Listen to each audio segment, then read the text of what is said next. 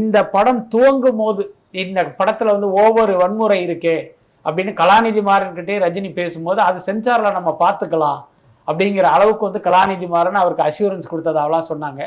ஒருவேளை இன்றைக்கு வந்து திமுக மீது ஒன்றிய பாஜக ஒரு உக்கிரத்தோட வெறியோடு இருக்கிற இந்த நேரத்தில் இவங்களுடைய இன்ஃப்ளூயன்ஸ்லாம் செல்லாமல் போயிடுச்சோ என்னமோ தெரியல. இல்லை, எங்கேயாவது ஒரு இடத்துல வந்து ரஜினி அவர்கள் வந்துட்டு பாஜகவுக்கு ஒரு விதத்தில் நெருக்கமாக இருக்கும்போது வந்து ஒரு சின்ன ஒரு தலையீடு பண்ணி யூஏ மாற்றிருக்கலாம்ல. இல்லை, ரஜினியை பொறுத்த வரைக்கும் இந்த மாதிரி விஷயங்களில் தலையிட மாட்டார் எனக்கு தெரிஞ்சு.